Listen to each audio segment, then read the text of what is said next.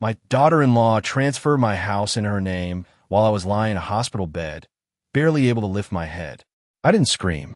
I didn't call her. I just smiled and pretended I knew nothing. What I did next would change everything. I'm glad you're here. Stay with me until the end, and tell me where you're watching from. I've learned that stories like mine travel farther than we ever expect. The first thing I remember clearly was the smell. Hospitals always have that same scent, bleach, plastic, something sterile that tries too hard to erase what's really happening inside those walls. At 71, I thought I'd grown used to it. After all, I had spent countless hours sitting beside my late husband, Harold, during his final months. But this time, I was the one in the bed. The ceiling above me was a dull off-white, with a thin crack running from one corner to the other. I stared at it longer than I'd like to admit. It gave me something to focus on besides the quiet beeping of machines and the dull ache in my chest. "Mrs. Whitmore," a nurse said gently, adjusting the foreline of my arm. "You're recovering well. The doctor thinks you'll be able to go home in a few days." Home. The word should have comforted me. It always had. My house wasn't just a place. It was where Harold and I had built our life, 38 years of it. Every wall held a memory. The kitchen still had the small dent from when our son, Daniel, threw a baseball indoors despite being told not to. The living room windows still caught the afternoon sun just the way Harold loved. I nodded faintly. "That's good," I said. But even then, something felt off. Clara had visited the day before.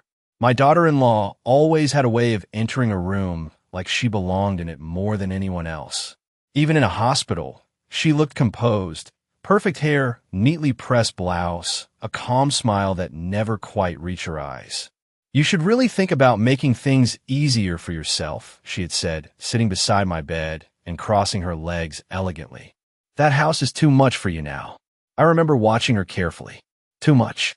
I've managed it for years," I replied quietly. She gave a small laugh, the kind that sounds polite but carries something sharper underneath. "Yes, but things change. You need to think ahead. Daniel and I worry about you." Daniel. My son hadn't visited yet. He had called once, brief, distracted, said he was busy with work. Promised to come by soon. He always said that. Clara reached into her purse and pulled out a folder. "Just some paperwork," she said lightly. "Nothing urgent. We can go over it when you're feeling stronger." I didn't open it. At the time, I told myself it was because I was tired, because the medication made everything feel slow and distant. But now, lying in that hospital bed, replaying her words, I realized something else. She hadn't asked. She had assumed. 2 days later, I was discharged. The nurse wheeled me out to the front entrance where Daniel was waiting. He looked different. Not older exactly, just distant, like someone who had already made a decision and was waiting for the rest of the world to catch up. "Hey, Mom," he said, giving me a quick hug. "Quick." Clara stood beside him, smiling. "Let's get you home," she said. The drive felt longer than usual. I watched the familiar streets pass by. The grocery store Harold used to stop at every Sunday morning, the park where Daniel learned to ride his bike, the small church on the corner where we had attended every Christmas Eve. Everything looked the same, but I didn't feel the same. When we pulled into the driveway, my breath caught slightly. Something was different. The front yard had been trimmed, too neatly. The porch chairs had been rearranged. Even the welcome mat, my welcome mat, had been replaced with a newer one. Clara noticed my expression. "Oh," she said casually, "we made a few updates while you were away. Just to help." "Help?" I nodded slowly. "I see." Inside, the changes were even clearer. Drawers reorganized. Cabinets shifted. A few of my things, small things, but meaningful, were gone or moved without explanation. I didn't say anything. Not yet. I walked through the house, quietly, my fingers brushing against the walls as if I needed to confirm they were still real. Then I saw it. On the kitchen counter, a stack of documents, neatly arranged. Waiting. Clara followed my gaze. "Oh, those," she said lightly. "Just some finalized paperwork. Nothing for you to worry about." I picked them up. My name was there. So was hers. And, in bold, unmistakable print, the ownership of the house had been transferred to Clara Whitmore. For a moment, the world went completely still. No anger, No shouting, just silence. I set the papers back down carefully. Then I turned to her, and I smiled. Of course, I said softly. Whatever you think is best. Clara's shoulders relaxed, just slightly. She believed me. That was her second mistake. The first was thinking I was too weak to notice. And the next time she smiled at me across that kitchen table, she had no idea what I had already begun to plan. The next morning, I woke up before the sun. Not because I had slept well, but because I hadn't slept at all. The house was quiet in a way that felt unfamiliar. Not peaceful, not comforting, just still, like something had shifted while I was gone, and the walls themselves were holding their breath. I lay there for a moment, staring at the ceiling in my own bedroom. The same ceiling Harold had painted himself one summer afternoon, standing on an old wooden ladder and refusing to let anyone help him. I've got it, he had said, laughing. This is my house. I should at least paint the ceiling. My house. I closed my eyes briefly. Then I sat up. The documents were still on the kitchen counter, exactly where I had left them. I walked toward them slowly, my slippers soft against the hardwood floor. Every step felt deliberate, measured, like I was approaching something fragile, but I already knew it was broken. I picked up the papers again. This time, I read everything, line by line.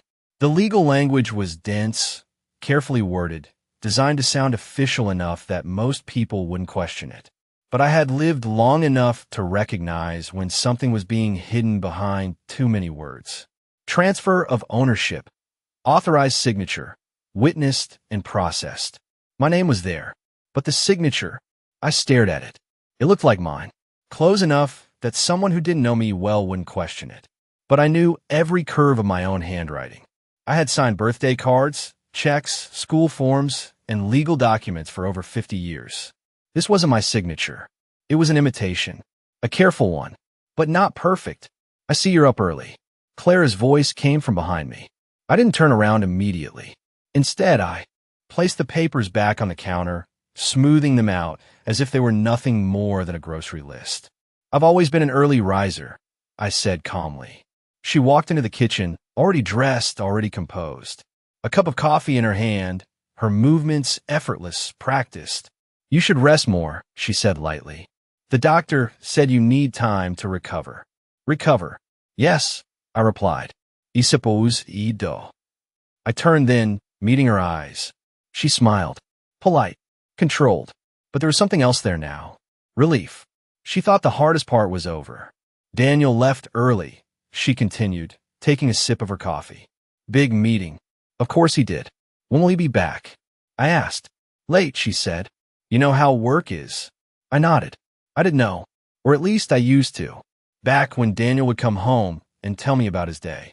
Back when he would sit at the kitchen table and ask for my advice, even when he didn't need it. Now, everything seemed to happen somewhere else. Somewhere I wasn't invited. I was thinking, Clara said, setting her cup down. Maybe we should start making some arrangements. I tilted my head slightly. Arrangements? For you, she clarified. Something more manageable. A smaller place. Maybe a senior community. Somewhere with people your age. There it was. Not a suggestion. A plan. I see, I said quietly. She watched me closely, as if waiting for resistance. For emotion. For anything she could push against. I gave her nothing. Whatever you think is best, I repeated. And just like that, she relaxed again. After she left the kitchen, I remained where I was. Still, silent. Then, slowly, I reached for the phone. My hands didn't shake. Not anymore. I dialed a number I hadn't used in years. It rang twice before a familiar voice answered. Thompson and Reed Law Offices. I took a small breath. Hello, I said. This is Margaret Whitmore. I'd like to speak with Mr. Reed, if he's still there. There was a pause. Then, Mrs. Whitmore? Of course. One moment, please. I waited. The sound of soft clicking on the other end. Papers moving. A door closing. Then, Margaret, a warm, slightly older voice came through. It's been a long time. Yes, I said. It has. Mr. Reed had handled Harold's business affairs for years. He wasn't. Just a lawyer. He was someone my husband trusted, and that meant something to me. What can I do for you? He asked. I looked down at the documents on the counter. I need you to review something, I said carefully. Something that doesn't feel right. His tone shifted immediately. Of course, he said. When can you come in? I glanced toward the hallway, making sure Clara wasn't nearby. Soon, I replied. Very soon. After I hung up, I stood there for a moment, listening. The house was quiet again, but this time it felt different. Not empty. Not anymore. Now it felt like a stage, and everyone was playing their part.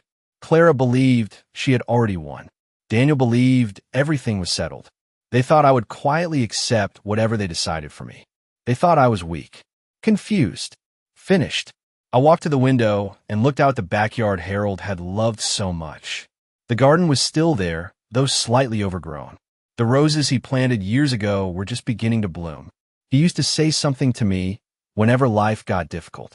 Margaret, he'd say, you don't need to raise your voice to be heard. You just need to know when to speak. I let those words settle. Then I smiled, softly, because for the first time since I left that hospital bed, I understood exactly what I needed to do next, and I wasn't going to rush it. Some things are worth waiting for. Mr. Reed's office hadn't changed. The same dark wood panels, the same leather chairs that creaked softly when you sat down. Even the faint scent of old paper and polished furniture felt exactly as I remembered it from years ago, when Harold used to handle everything for us. This time, I walked in alone. Margaret, Mr. Reed said, standing as I entered. His expression shifted the moment he saw my face. It's good to see you, though I wish it were under better circumstances. I gave him a small smile. So do I. I didn't waste time. I placed the documents on his desk and slid them toward him. I need you to tell me exactly what this is, I said. He adjusted his glasses and began reading. Silence filled the room. Heavy, focused. I watched him carefully, the slight tightening of his jaw, the way his eyes slowed over certain lines. Then went back to read them again. That was all I needed to see. Something was wrong. After a few minutes, he set the papers down very carefully. Margaret, he said, his voice lower now, more deliberate. Did you sign this? I met his gaze without hesitation. No, I said. He nodded once. I didn't think so. A strange sense of calm settled over me. Not relief. Not yet. But confirmation. I was in the hospital, I added quietly. I was barely conscious some days. Mr. Reed leaned back in his chair, steepling his fingers. This document, he said slowly, is a property transfer. According to this, you voluntarily signed over full ownership of your home. I know what it says. His eyes sharpened slightly. Then you should also know this, he continued. If your signature was forged or obtained under false pretenses, this is not just unethical. It's illegal. Illegal. The word hung in the air between us. For a moment, I thought of Daniel, my son, the boy who used to run through that house with scraped knees and messy hair, calling for me whenever he needed something. The young man who once promised he would always take care of me, no matter what. I wondered how much he knew, and then I pushed the thought aside. That's what I needed to hear, I said calmly. Mr. Reed studied me for a moment, as if expecting something else. Anger, tears, a reaction. I gave him none. What would you like to do? He asked. I folded my hands neatly in my lap. I'd like to understand everything first, I said. Every detail, every step that led to this. He nodded. Then we start with the paperwork trail. This kind of transfer doesn't happen quietly, not on paper at least. There will be records, witnesses, filing timestamps. Good, I said. And Margaret, he added, his tone softening slightly. If this was done without your consent, we can reverse it. I looked at him. I don't just want to reverse it, I said quietly. He didn't interrupt. I want them to believe it's theirs, I continued. For now. That made him pause. You're certain? He asked carefully. Yes. May I ask why? I allowed myself the smallest smile. Because people show you who they really are when they think they've already won. Mr. Reed leaned back again, studying me in a different way. Now, not as a client, as someone calculating. I see, he said slowly. Can you help me? I asked. There was a brief silence. Then he nodded. Yes, he said. I can. When I left his office, the air outside felt different. Cooler. Sharper. I took a deep breath, letting it settle in my chest. For days, everything had felt uncertain. disjointed, like I was trying to piece together something I didn't fully understand. Now, I understood enough, and that was all I needed. When I got home, Clara was in the kitchen. Of course she was. She looked up as I walked in, her expression shifting quickly into that same practiced smile. "How was your little outing?" she asked. "Little. It was nice," I said. "Good to get some fresh air." She nodded, satisfied. "Did you think about what we talked about?" she asked, turning back to the counter as if the conversation were already decided. "About moving somewhere more suitable?" I set my purse down gently. "I did," I said. She turned just slightly, interested, and I met her eyes. "I think you're right." For a fraction of a second, just a fraction, something flashed across her face. Victory. There it was, clear as day. "That's a very wise decision," she said, her voice warmer now. "It's for the best, really. Less stress for you. More space for everyone." "More space." I nodded. "Yes," I said softly. "More space." She moved closer, her tone lowering as if she were sharing something kind. "We'll take care of everything," she assured me. "You don't have to worry about a thing." I believed her. That was the problem. She meant it. That evening, Daniel came home late. As expected, he walked into the living room where I was sitting, the television on, but muted. "Hey, Mom," he said, loosening his tie. "How are you feeling?" "Better," I replied. He nodded, distracted, already half-turned toward the hallway. "I'm glad," he said. I watched him for a moment. "Daniel," I said. He paused. "Yes." I held his gaze. "I'm proud of you," I said. The word surprised him. I could see it. "Thanks," he said slowly. "That means a lot." He didn't ask why. He didn't need to. Later that night, I sat alone in my bedroom. The same room, the same walls, the same life. But everything had changed. I opened the drawer of my nightstand and took out an old photograph. Harold and me, standing in front of the house, years ago, smiling like we had all the time in the world. "You always told me to be patient," I whispered softly. I placed the photo back. Then I turned off the lamp. And in the darkness, I let the silence settle around me. Not as something empty, but as something waiting. Because now, for the first time, I wasn't reacting anymore. I was preparing. And Clara had no idea. She had just stepped into a game she didn't understand. Top of form, bottom of form, the next 2 days passed quietly. Too quietly. Clara moved through the house with a kind of lightness I hadn't seen before. She hummed while making coffee. She rearranged things without asking. She even started making small comments about future plans, as if everything had already been settled, as if I were already gone. I noticed everything. Every glance she thought I didn't catch. Every phone call she stepped outside to take. Every time she lowered her voice when Daniel walked into the room. They thought I was resting, recovering. They had no idea I was watching. It started with something small. A locked drawer. The study had always been Harold's space. After he passed, I kept it mostly the same, his desk, his papers, even the old fountain pen he refused to replace. Clara rarely went in there before. Now, the door was closed. Locked. I stood in front of it that afternoon, my fingers lightly brushing the handle. Locked. That was new. I didn't try to open it. Not yet. Instead, I walked away. That evening, I made dinner. Nothing elaborate. Just roasted chicken, green beans, and mashed potatoes. The kind of meal I had made hundreds of times before. The kind that used to bring Daniel running to the kitchen, asking if it was ready. Now, he came in quietly, sat down, checked his phone. Clara joined us a moment later, smiling as she took her seat. "This looks wonderful," she said. "Thank you," I replied. We ate in near silence, forks against plates, the soft hum of the refrigerator, the faint ticking of the clock on the wall. Then Clara spoke. "I spoke to someone today," she said casually, "about a lovely senior community just outside of town. It's beautiful. Walking paths, activities, full-time staff." She glanced at me. "You'd really like it." I set my fork down. "I'm sure I would," I said. Daniel didn't look up. After dinner, I washed the dishes slowly. Clara didn't offer to help. She rarely did. Instead, she stood near the counter, scrolling through her phone. "I'll handle the paperwork this week," she said. "We can start the transition soon." Transition. Such a gentle word for something so final. I dried my hands carefully. "Of course," I said. And just like that, She relaxed again. Later that night, I moved quietly through the house. Not sneaking, just unnoticed. Daniel had fallen asleep on the couch, the television still on. Clara was upstairs, the soft glow of her bedroom light visible under the door. I walked past the study again. The door was still locked. I paused. Then I turned and went to the hallway closet. Harold had always been practical, organized, prepared, and he never threw anything away, especially not keys. It took me a few minutes. A small box on the top shelf. Old labels, spare batteries, loose screws, things most people would consider useless. But Harold never believed in useless.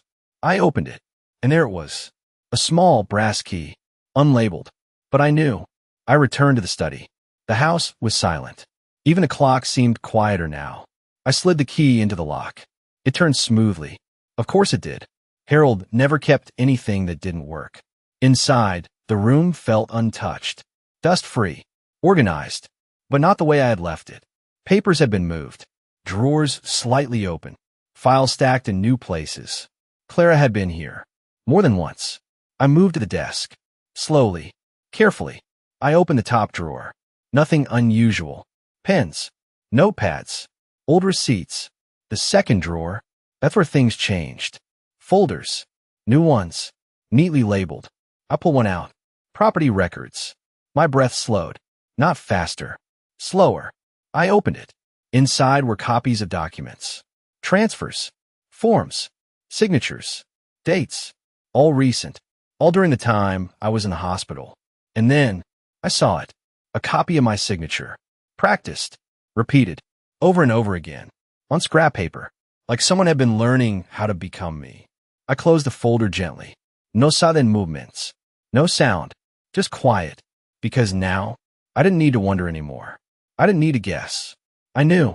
Clara hadn't just taken my house. She had planned it. Practiced it. Perfected it. While I was lying in a hospital bed, I placed everything back exactly as I found it. Every folder. Every paper. Every detail. Then I locked the drawer. Closed the door. And returned the key to where I found it. When I walked back to my bedroom, I passed the mirror in the hallway. For a moment, I stopped. The woman staring back at me looked different. Not broken. Not confused. Clear. Focused. I smiled. Not for them. Not for anyone else. Just for myself. Because now, the game had changed. And Clara still believed she was the only one playing it. The next morning, I didn't go to the kitchen right away. Instead, I sat at the edge of my bed, my hands resting calmly in my lap, replaying everything I'd seen the night before. The folders, the forged signatures, the careful, deliberate practice. There was no more doubt, only clarity. For years, I had believed that betrayal came suddenly, like a storm. Loud, obvious, impossible to ignore. But this had been quiet, planned in silence, built in small moments, hidden behind polite smiles and soft voices. And somehow, that made it worse. I stood up slowly and walked to the window. The morning light stretched across the backyard, catching the edges of Harold's roses. They had started to bloom fully now, deep red, steady, resilient. He used to tend to them every Saturday morning. Good things take patience, he'd say, trimming each branch carefully. Rush them, and you ruin them. I let out a soft breath. Yes, I whispered. They do. When I finally stepped into the kitchen, Clara was already there. Of course she was. She stood by the counter, her phone pressed between her shoulder and ear, speaking in a low, controlled voice. Yes, we'll finalize everything this week, she said. She's agreed. A pause, then a small laugh. I told you. It was easier than expected. I didn't interrupt. I simply walked in, poured myself a cup of coffee, and sat down at the table. She turned slightly, noticing me, but she didn't stop talking. She won't fight it, Clara continued. She doesn't even understand half of what she signed. Signed. I took a slow sip of my coffee. Still warm. Still steady. When she finally ended the call, she smiled at me as if nothing had happened. Good morning, she said brightly. Good morning, I replied. You slept well, she asked. Well enough. She nodded, satisfied with that answer. I've been thinking, I said after a moment. She leaned against the counter, attentive. Yes. About what you said yesterday, I continued. About moving. Her posture shifted slightly, interested, and I folded my hands neatly on the table. I think it would be best if we moved forward quickly, I said. There was again that flicker in her eyes. Excitement. Victory. I'm so glad you see it that way, she said, stepping closer. It's really for your own good.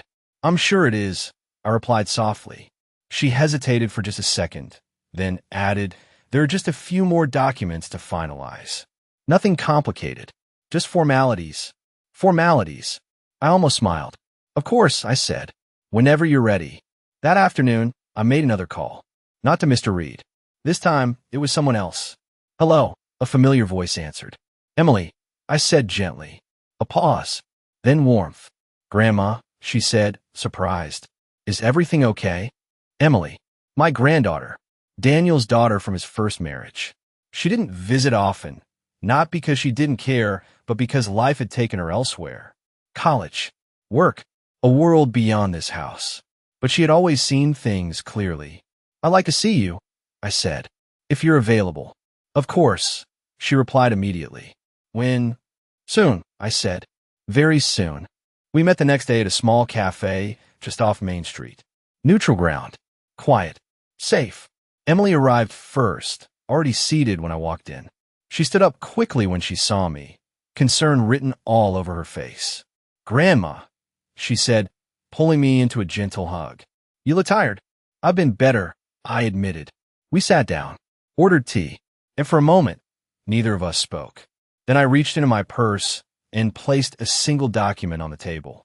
Emily looked down at it. Her eyes scanned the page. And then, her expression changed. What is this? She asked, her voice low. A copy, I said. She looked up at me. They transferred your house? She whispered. Yes. Her jaw tightened. Did you sign this? I met her gaze. No. The silence between us stretched, heavy and sharp. I knew something was off, Emily said quietly. Dad's been different. And Clara, she's been acting like everything already belongs. To her. I nodded. She believes it does. Emily leaned back, shaking her head slowly. This isn't right, she said. This is fraud. Yes, I said calmly. It is. She looked at me again, searching my face. What are you going to do? I took a slow breath. Then I answered. I'm going to let them continue. Emily blinked. What? I'm going to let them think they've won, I repeated. She stared at me, trying to understand. Grandma, why? I leaned forward slightly. Because I want the truth, I said. Not just what they've done, but how far they're willing to go. Emily was quiet for a long moment. Then slowly she nodded. I understand, she said. I smiled faintly. I thought you might. As we sat there, finishing our tea, I felt something I hadn't felt in days. Not comfort, not peace. Something stronger. Support. Clara thought she had isolated me. Thought she had control. But she had overlooked something important. I wasn't alone. Not anymore. And as I walked out of that cafe, Emily beside me, I realized something else. This wasn't just about taking back a house. It was about revealing the truth. Every piece of it. And when the time came, they wouldn't see it coming. When I returned home that afternoon, nothing looked different. And that was the most dangerous part. The same front door, the same hallway, the same quiet hum of the refrigerator from the kitchen. If someone walked in, they would think nothing had changed. But I knew better, because now I could see the pattern. Clara was sitting at the dining table with her laptop open. Papers spread neatly beside her. Organized. Prepared. She looked up as I stepped inside. Oh, perfect timing, she said, smiling as if we were discussing something pleasant. I was just going over a few final details. Final. Such a confident word. I set my purse down slowly. Am I interrupting? I asked. Not at all, she replied. Actually, this involves you. Of course it did. I walked over and took a seat across from her. What do you need? I asked. She turned the laptop slightly toward me, though not enough for me to read everything clearly. Just a few more confirmations, she said. Standard process. We want everything to be smooth when you transition. Transition. Again, I nodded. I appreciate that, I said. And I meant it. Because the smoother she believed things were, the less she would question what I was doing. These are just supporting documents, she continued, sliding a paper toward me. Nothing complicated. I glanced down. Another signature line. Another space meant for my name. I didn't pick up the pen. Not immediately. Instead, I looked at her. You've handled all of this very efficiently, I said. Her lips curved slightly. I try, she replied. No hositashchen. No guilt. I reached for the pen. Slowly. Deliberately. And I signed. Not my name. Not the way she expected. But something close enough that she wouldn't question it. Not yet. I had spent the previous night practicing. Not forging. Correcting. Reclaiming. She didn't even glance at the signature. Just pulled the paper back and added it to her stack. That told me everything I needed to know. She wasn't checking anymore. She believed she had already won. Thank you, she said, closing the folder. This will make everything much easier. I'm glad, il replied. And I was. Because every step she took forward brought her exactly where I needed her to be. That evening, Daniel came home earlier than usual. A rare occurrence. He walked into the living room, loosening his tie, and for once, he didn't go straight to his phone. Instead, he sat down across from me. Mom, he said. I looked up. Yes. He hesitated, just for a second. I wanted to ask you something, he continued. I waited. Are you okay with everything? He asked. There it was. Not concern. Not quite. Something else. Uncertainty. I studied his face. Really studied it. There were lines there I didn't remember. Small ones around his eyes. The kind that come from stress. From avoiding things that should be faced. What do you mean? I asked gently. He shifted in his seat. With the house, he said. With moving. For a moment, I saw it. A flicker. Not guilt, but doubt. And that was interesting. I trust you, I said. Simple. Clean. Carefully chosen. He blinked. Caught off guard. You do? He asked. I raised you. I replied softly. Of course I do. That was all it took. His shoulders relaxed. His expression softened. Relief. Good, he said. I want what's best for you. I know, I said. And for a moment, I almost believed he believed that. Later, that night, I sat alone in the study again. The door locked behind me. The folders in front of me. This time I wasn't searching. I was organizing. I had already sent copies of everything to Mr. Reed. Every forged signature. Every document. Every detail. But now, I was building something else. A timeline. Dates. Actions. Proof. I wrote everything down carefully. The hospital admission. Clara's visits. The dates on the transfer documents. The practice signatures I had found. Each piece placed exactly where it belonged. Because truth, I've learned, isn't powerful on its own. It needs structure. It needs to be undeniable. When I finished, I leaned back in the chair. Harold's chair. It still fit the same. Solid. Steady. Reliable. You always said to be patient, I murmured softly. And I have been. I looked down at the final page. Everything was there now. Everything I needed. Clara thought she was moving quickly, taking control, securing her future. But she didn't realize something very simple. The faster she moved, the less careful she became. And mistakes leave traces. I closed the folder gently, turned off the light, and as I stepped out of the study, I felt it clearly for the first time. Not anger, not sadness, control, because now I wasn't just reacting anymore. I was guiding everything, and Clara was following a path she didn't even know I had designed. Top of form, bottom of form, the following days unfolded exactly as I expected, which is to say, quietly. Too quietly. Clara became more confident. It showed in the way she moved through the house now. No hesitation, no second guessing. She no longer asked before changing things. She simply did them. The guest room was cleared out, that old storage boxes disappeared. Even the hallway photos, family memories, were rearranged. Subtly, but deliberately. I didn't comment. Not once. Instead, I watched. One afternoon, I found her in the living room with a clipboard in hand. She was measuring. The couch. The wall. The space near the window. Thinking of redecorating? I asked casually. She looked up, slightly startled, then smiled. Oh, just planning ahead, she said. If we're going to make the most of the space, we should do it properly. The space. Not your home. Not our house. Just space. I nodded. That makes sense. And just like that, she relaxed again. Daniel, on the other hand, was different. Subtle, but noticeable. He had started asking small questions. Nothing direct, nothing confrontational, but enough. Did Clara talk to you about the move? He asked one evening, standing by the kitchen counter. Yes, I said calmly. And you're okay with it? I told you, I replied, meeting his eyes. I trust you. There was again that flicker, stronger this time. Trust. It's a powerful word. It doesn't accuse. It doesn't demand. But it lingers. He nodded slowly. Right, he said, but he didn't look convinced. That night, I made another call. Mr. Reed picked up immediately. I was expecting to hear from you, he said. I imagine you were, I replied. I've reviewed everything, he continued. Margaret, this is substantial. The pattern, the forged signatures, the timeline. It's clear. Good, I said. There's more, he added. We've confirmed the notary involved in the transfer. He's questionable. I raised an eyebrow slightly. Questionable how? Let's just say, Mr. Reed said carefully, he has a history of approving documents without proper verification. I let that settle. Another piece. Another crack. Can we prove it? I asked. Yes, he said, but timing will matter. Everything does, I replied. There was a pause. Then, what's your plan? He asked. I looked toward the hallway, where I could hear Clara moving upstairs. My granddaughter will be visiting this weekend, I said.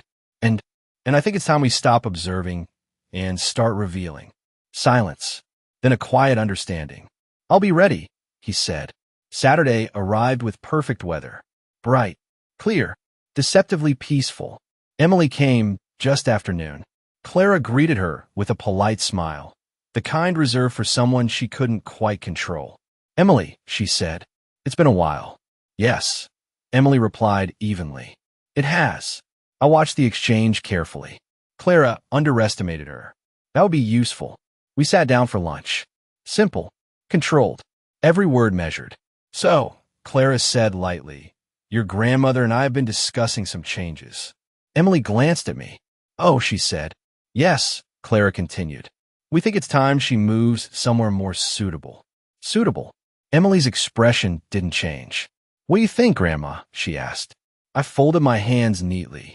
I think, I said slowly, that some changes are necessary. Clara smiled. Emily didn't. Actually, Emily said after a moment, I was hoping we could all sit down later. There's something I'd like to go over. Clara's smile tightened, just slightly. About what? She asked. Just family matters, Emily replied. Daniel looked between them, confused, unprepared. I took a sip of my tea. Calm, steady.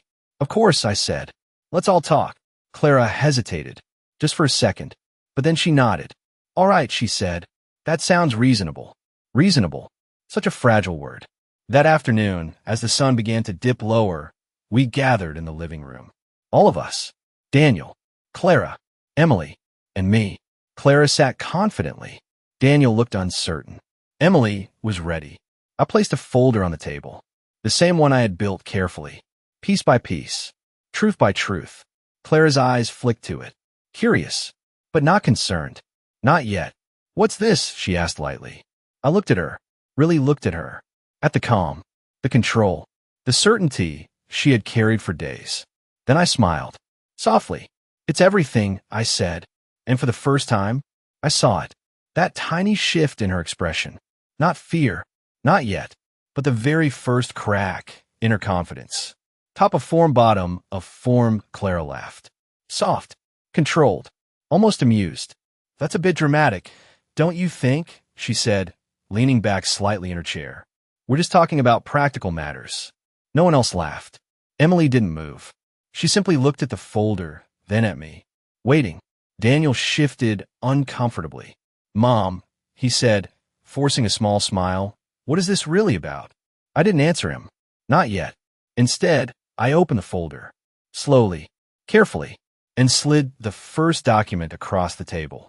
Clara glanced at it, then again, this time longer. Her smile didn't disappear, but changed, just slightly. That's the property transfer, she said calmly. We've already discussed this. Yes, I replied softly. We have.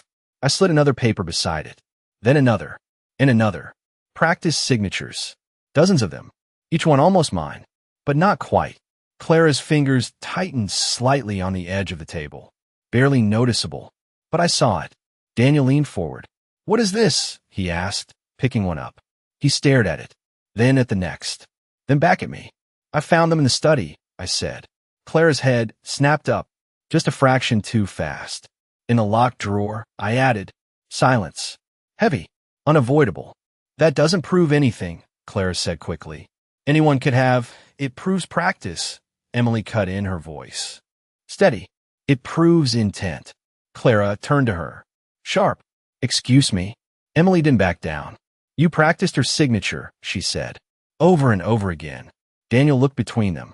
Confusion turning into something else. Something slower. Darker.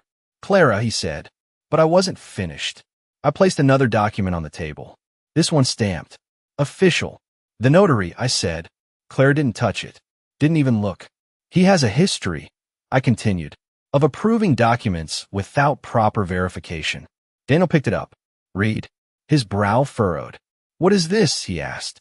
"A record," I said, "of every document he's processed in the last 2 years." I paused, then added, "Several of them are under investigation." Clara stood up suddenly. "This is ridiculous," she said, her voice sharper now. "You're twisting things, making assumptions." "Am I?" I asked calmly. She looked at Daniel. "This is what happens when people get confused," she said quickly. "She doesn't remember what she signed. I didn't sign anything." The room went still. I didn't raise my voice. I didn't need to. Daniel froze. Slowly, he turned to me. "What do you mean?" he asked. I met his eyes. I said quietly that I was in a hospital bed when these papers were signed. His face changed. Not all at once, but piece by piece. Confusion, then doubt, then something heavier. "That's not true," Clara said immediately. "You were conscious." I couldn't even hold a pen some days," I said. Silence again. Longer this time. Daniel looked at Clara. Really looked at her. "Did she sign these?" he asked. Clara hesitated, just for a second, and that was enough. "Of course she did," she said quickly. "She just doesn't remember, don't." Emily's voice cut through the room. Sharp, unyielding. "Don't do that," she said. "Don't try to make this about her memory." Clara turned to her, furious now. "This doesn't concern you." "It does," Emily said. "Because this is fraud." The word landed hard. Daniel stood up slowly. His chair scraped against the floor. "Clara," he said. She looked at him, still trying to hold control, still trying to steer the moment. "You told me everything was handled," he said. "It is," she replied quickly. "You're overreacting. Did she sign it?" The question again. Clear. Direct. No room to move. Clara opened her mouth. Closed it. "Then," she agreed, she said. "Not." The same answer. Daniel noticed. "You didn't answer me," he said. Her composure cracked. Just slightly. But enough. "I did what was necessary," she snapped. "Someone had to think about the future. About this house. About us. Us." Daniel stepped back, as if the word itself had pushed him. "At the cost of my mother?" he asked quietly. Clara didn't respond. She didn't need to, because the truth was already there. On the table. In the papers. In the silence. I closed the folder gently. "I told you," I said softly. "Everyone looked at me. I was willing to let you believe you had one," I continued. Clara stared at me now. Not confident. Not calm. Afraid. "But the truth," I said, "doesn't disappear just because you ignore it." No one spoke. Outside, the sun had almost set. The room dimmer now. Shadows stretching across the floor. And for the first time since this began, Clara had nothing left to say. Top of form, bottom of form. Daniel didn't sit back down. He just stood there, staring at Clara as if he were seeing her for the first time. "I did what was necessary." Her words still hung in the air. Cold. Unapologetic. "For who?" he asked quietly. Clara blinked. "For us," she repeated. "For our future. That house. Daniel, it's too valuable to just sit there. We could sell it, invest it, build something bigger. By forging my mother's signature," he cut in. She flinched. Not visibly, but I saw it. "You're exaggerating," she said quickly. "It's not like that. It's exactly like that, Emily said. Daniel didn't look at her. His eyes never left Clara. Tell me the truth, he said. The room held its breath. Clara's shoulders straightened. Her voice steadied. And for a moment, I almost admired it. She wasn't going to manage that house forever, she said. You know that. You've said it yourself. Daniel didn't respond. So I handled it, she continued. I made sure everything was taken care of. She wasn't being hurt. She was being protected. Protected. I let the words settle. Then I spoke. Protected from what? I asked softly. Clara turned to me. Frustration flickering now. From being alone, she said. From making poor decisions. From owning my own home. I asked. Silence. Daniel ran a hand through his hair. Slow. Unsteady. You went behind my back, he said to Clara. I did what you couldn't, she snapped. That landed harder than anything else. Daniel stepped back again, as if distance might make it easier to breathe. I trusted you, he said. Clara laughed, short, sharp. And I trusted you to make decisions, she replied. But you didn't. You hesitated. Someone had to act. And that someone was you? Emily said. Clara turned on her. Yes, she said. Because unlike everyone else in this room, I'm thinking ahead. No, Emily said calmly. You're thinking about control. That word, control. Clara's expression hardened. You don't understand how the real world works, she said. I understand enough, Emily replied. Enough to know this isn't just wrong, it's criminal. Daniel closed his eyes briefly, then opened them again. Different now. How long, he asked. Clara hesitated. How long have you been planning this, he pressed. She looked away, just for a second. Since last year, she said. The room went still again. Last year, before the hospital, before any of this. Daniel let out a slow breath. Before Dad even got sick, he asked. Clara didn't answer. That was answer enough. I watched my son carefully, the way the realization settled over him. Not all at once, but piece by piece. You used me, he said finally. Clara shook her head immediately. No, she said. I helped you. I made sure we had something secure. You used me, he repeated. His voice wasn't loud, but didn't need to be. She stopped talking, because now she could feel it, the shift. It wasn't in the papers. It wasn't in the evidence. It was in him, the moment he stopped defending her. I reached for the folder again, opened it, and pulled out one last document. This, I said, placing it gently on the table, is a formal notice. Clara's eyes snapped to it. A notice of dispute. I continued. Filed this morning. Her face drained of color. Daniel looked at it, confused. What does that mean, he asked. It means, I said calmly, that the transfer is being legally challenged. Emily added quietly, and investigated. Clara shook her head. No, she said. You can't. I already have, I replied. Silence. Heavy. Final. The documents, I continued, have been reviewed. The signatures examined. The notary flagged. Each word landed, one by one. And if necessary, I added, this will go further. Clara took a step back. Then, another. This is insane, she whispered. You're blowing this out of proportion. No, I said softly. I looked at her, really looked at her. For the first time, I said, I'm seeing things exactly as they are. She opened her mouth, closed it, nothing left. Daniel sat down slowly, his hands resting on his knees, his gaze fixed on the floor. I didn't know, he said quietly. It wasn't a defense. Not anymore. Just a statement. I nodded. I know, I said. And I did. That was the tragedy of it. He hadn't planned it. He hadn't let it. But he had allowed it. And sometimes, that's enough. Clara stood frozen. Alone now. Completely. Because the moment Daniel stopped standing beside her, she had nowhere left to stand. I closed the folder one last time. The sound soft, but final. It's over, I said. Not loudly. Not dramatically. Just clearly. And this time, no one argued. Top of form, bottom of form, no one moved for a long time after I said it. It's over. The words didn't echo. It didn't need to. They settled into the room, like truth always does. Clara was the first to react. This isn't over, she said, her voice low, strained. You don't just get to decide that.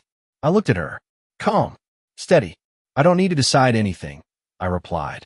The law will. That hit differently. Not emotional. Not personal. Final. Daniel rubbed his face with both hands. Slow. Exhausted. This can't be happening, he muttered. It already did, Emily said quietly. Clara turned sharply. You need to stay out of this, she snapped. Emily didn't flinch. No, she said. You just don't like that someone's finally saying it out loud. Clara laughed again, but there was no confidence left in it. You think you understand anything? She said. You're a child. I understand enough, Emily replied. Enough to know you cross a line you can't walk back from. Daniel stood up again. Not abruptly this time. Just slowly. Clara, he said. She turned to him immediately, as if he was still her anchor. Tell me this can be fixed, she said. There it was. Not control. Not strategy. Fear. Daniel looked at her. Longer than before. Carefully. Then he shook his head. I don't think it can, he said. That was the moment everything shifted. Not when I spoke. Not when the evidence came out. But when he let go. Clara stepped back like she'd been pushed. No, she said. No, you don't mean that. I do, he replied. You're just overwhelmed, she insisted. This is too much at once. You forged my mother's name, he said. Simple, direct, unavoidable. Silence. Clara's lips parted, but nothing came out. Because there was nothing left to say, Daniel turned away from her. Toward me. I'm sorry, he said. The words were quiet, but heavy. I studied him. My son, the boy I raised. The man standing in front of me now, unsure of where he belonged. I know, I said, and I meant that too, because apologies don't change what happened, but they reveal something else. Awareness. Clara shook her head, backing toward the hallway. This is insane, she whispered. All of you, you're overreacting. This was supposed to help us. No, I said softly. She stopped, turned. This was supposed to benefit you, I continued. Her expression hardened again. Reflex. Defense. You're twisting everything, she said. No, Europea. I'm just no longer ignoring it. Another silence. Shorter this time. Sharper. Clara looked around the room. At Daniel. At Emily. At me. Searching. For support. For alignment. For anything. She found nothing. And that is when people show you who they really are. I did what anyone in my position would have done, she said finally. Emily shook her head. No, she said. You did what someone who thought they wouldn't get caught would do. Clara's jaw tightened. But she didn't argue. Because deep down, she knew. Daniel walked past her. Slow. Deliberate. Where are you going? She asked. He didn't stop. I need some air, he said. The front door opened. Closed. And just like that, she was alone in the room with us. Not in control. Not leading. Just exposed. I stood up. Not quickly. Not dramatically. Just enough to shift the space. This will move forward now, I said. She didn't respond. The investigation, I continued. The legal process. All of it. Still nothing. I suggest, I added, that you prepare for that. Her eyes flickered. Fear again. Stronger this time. You wouldn't really do that, she said. I held her gaze. I already have. That was the end of it. She turned. Walked quickly toward the stairs. Faster than before. No kempouche. No grace. Just escape. The sound of her bedroom door closing echoed faintly upstairs. And then silence returned. Emily exhaled slowly. Wow, she murmured. I nodded. Not because it was over, but because it had finally begun. Because truth doesn't end things. It starts them. I walked to the window, looked out of the yard, at Harold's roses. Still standing. Still blooming. They always think it's about the house, I said quietly. Emily glanced at me. But it never is, I added. I turned back toward the room. It's about what people are willing to do when they think no one is watching. And now, everyone had seen. Top of form, bottom of form Daniel didn't come back that night. At least, not right away. The house felt different without him. Not quieter, just heavier. Like something had been removed, and the space it left behind hadn't decided what to become yet. Emily stayed. She didn't ask. She didn't need to. We sat in the living room for a while after Clara went upstairs. The lights were still on, the folders still on the table, the evidence still spread between us like something alive. You okay? She asked gently. I considered the question. Really considered it. Yes, I said finally. And for the first time, it was true. Because the uncertainty was gone. The doubt. The wondering. Now everything was clear. Upstairs I could hear movement. Drawers opening. Closing. Footsteps. Fast. Uneven. Clara wasn't resting. She was reacting. Is she packing? Emily asked quietly. I don't know, I said. But she's not as calm as she was this morning. Emily nodded. That was the thing about control. It looks effortless until it's gone. Around 10 p.m., the front door opened. Daniel stepped inside. Slow. Tired. He didn't look at either of us at first. Just stood there like he wasn't sure if he was walking into the same house he had left. Hey, Emily said softly. He nodded. Hey. Then he looked at me. I want to see a lawyer, he said. That caught my attention. And I asked. He exhaled slowly. They said, if what you're saying is true, if the signatures are forged, it's serious. It is, I said. He nodded. I didn't know, he repeated. This time, it sounded different. Not defensive. Not uncertain. Just heavy. I know, I said again. He sat down across from me. The same spot as earlier. But now he didn't. Avoid my eyes. How long have you known? He asked. Since I came home from the hospital, I replied. His brows pulled together. And you didn't say anything? No, I looked at him carefully. Because I needed to understand, I said. Not just what happened, but who you all were in it. That landed. He looked down at his hands. I should have seen it, he said. Maybe, I replied. He shook his head. No, I should have, he insisted. She kept pushing. About the house. About the future. I didn't want to deal with it. Silence. That was the truth. Not cruelty. Not intention. Avoidance. And sometimes that's enough to let something worse grow. Upstairs, a door opened. Footsteps. Slower now. Clara appeared at the top of the stairs. A suitcase in her hand. All three of us looked up. She hesitated. Just for a moment. Then she walked down. Carefully. Controlled again. But thinner. Cracked. I'm staying at my sister's, she said. Not to me. To Daniel. He didn't move. Good, he said quietly. That stopped her. Good, she repeated. Yes, he said. I think that's best. The words were simple, but they carried weight. Finality. She looked at him like she didn't recognize him. After everything I've done for us, she said. Daniel didn't respond right away. Then, this wasn't for us, he said. Her grip tightened on the suitcase handle. You're choosing her over me? She asked. He shook his head. No, he said. I'm choosing what's right. Silence. Clara laughed, but it wasn't sharp anymore. Just tired. You think this is over? She said. I spoke this time. Yes, I said calmly. She turned to me. Eyes searching, angry, afraid. You've taken everything too far, she said. I held her gaze. No, yeah. You did. Another silence. Then she nodded. Once. Like something had settled. Fine, she said. She walked to the door. Opened it. Paused. For just a second. I thought she might say something else. Apologize. Explain. But she didn't. She stepped out. And the door closed behind her. The sound echoed. Soft. But final. No one spoke for a while. Then Daniel sat down again. Slowly. It's really over, he said. I nodded. Yes, I replied. And this time, it truly was. Not because she left. Not because of the papers. But because the truth had been seen. By everyone. And once that happens, there's no going back. Top of form, bottom of form, the next morning, the house felt still. Not heavy like the night before. Not tense. Just quiet. I woke up early again. Old habits. But this time, I didn't lie in bed staring at the ceiling. I got up. The sunlight was already coming through the windows, soft and steady, stretching across the floors Harold and I had chosen together years ago. For a moment, I just stood there, breathing it in. Downstairs, everything was exactly where I'd left it. The kitchen, the table, the chair where Clara used to sit. Empty now. Emily was asleep in the guest room. Daniel. I wasn't sure, but for once I didn't feel the need to check.